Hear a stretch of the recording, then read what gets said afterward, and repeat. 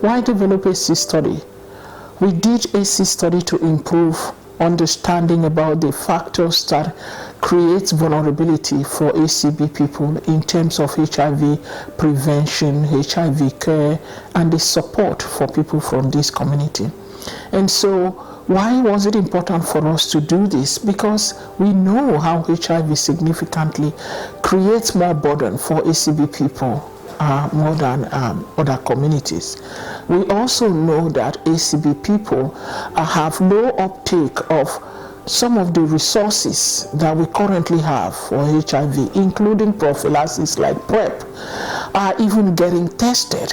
And so all of this issue led us to capture this information through this ACB study so that we can use it to inform both practice and policy interventions. Initially, the Public Health Agency of Canada did not include African, Caribbean, and Black people in this sort of framework. So we actually lobbied for this. So we started that effort of advocacy with PHAC. Eventually, they agreed that there would be one, what came to be called a C study.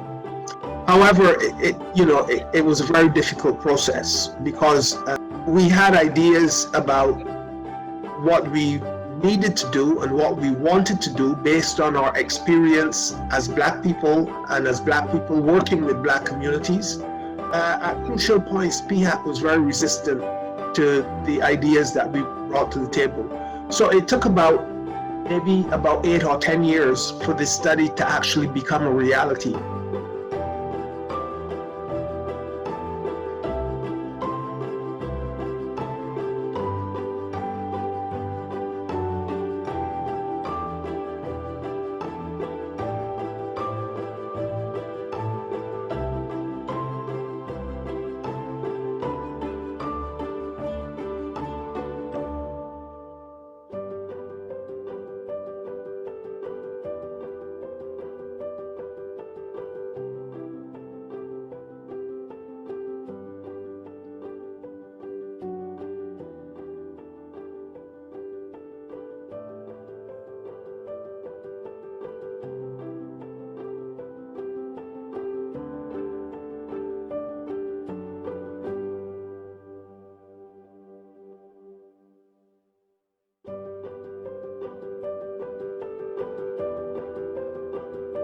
Quite often we get here in Canada, even as immigrants coming in, think that because they do not see HIV in the billboards and everywhere on mainstream, that it doesn't exist here.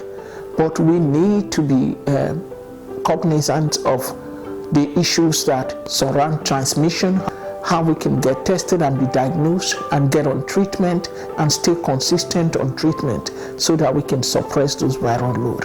Without that knowledge and having the information to motivate the community, we see this affecting our community more. It has impact at the individual level in families. It creates tension. It has impact at the community level in terms of even the stigma that we see in our community. It has impact even at the systemic level.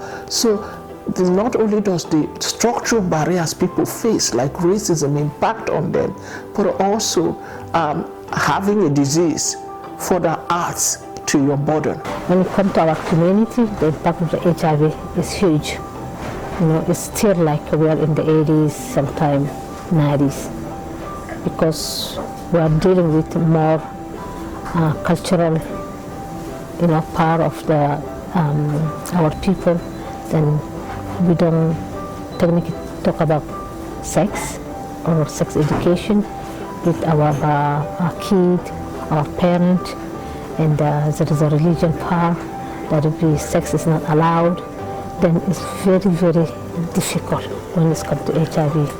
And people are human beings. It doesn't mean that even we don't talk about it, they don't do it. And also the discrimination, racism, all if you bring it together, we need to have conversation, deep conversation with our community, at home, at the school, in church, in mosque, everywhere that we go, we have to have that conversation. In Canada, and many people either don't know this or they don't want to know it, Black people comprise about 4 or 5% of Canada's population. But we account for about 1 of every 4 new diagnoses year after year. That means every year for the last 10 years or so, about 1/4 of all new diagnoses have been among people who identify as Black. Now, this is not a situation that anybody should be willing to tolerate. It is not something that anybody should be happy with. Black people in Canada are disproportionately affected by HIV. That is what it means essentially.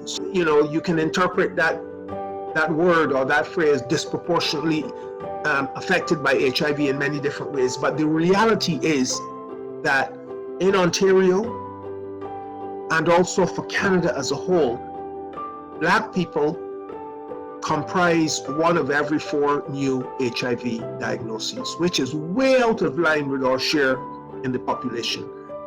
How are we supposed to do better if we do not have access to these kinds of data?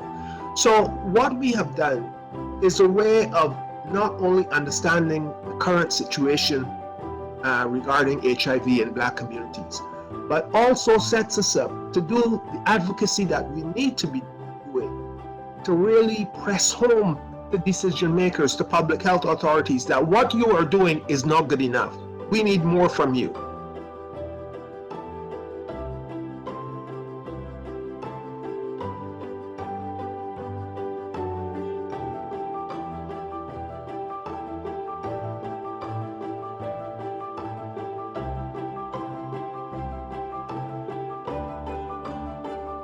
Research has been an important part of creating any change in society, including creating change in the ACB community.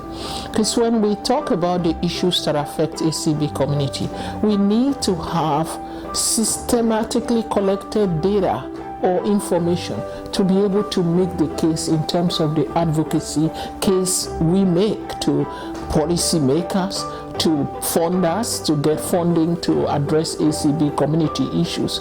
But even for ACB community members themselves to be able to see some of the issues affecting us, we need that collective stories that we can gather through data, through research, well-designed research to be able to do that. So yes, research is important to do the advocacy work that is happening in the community. It is important to advocate for changes in policy. It's also important to have the data that we can use to educate future healthcare providers and social workers in terms of how they address ACB community. But looking at ACB community itself, it also needs that research to build capacity. Knowledge is power. If we give ACB community members knowledge, well-designed and collected information, then we are building capacity for empowerment for them to be able to change the situation themselves.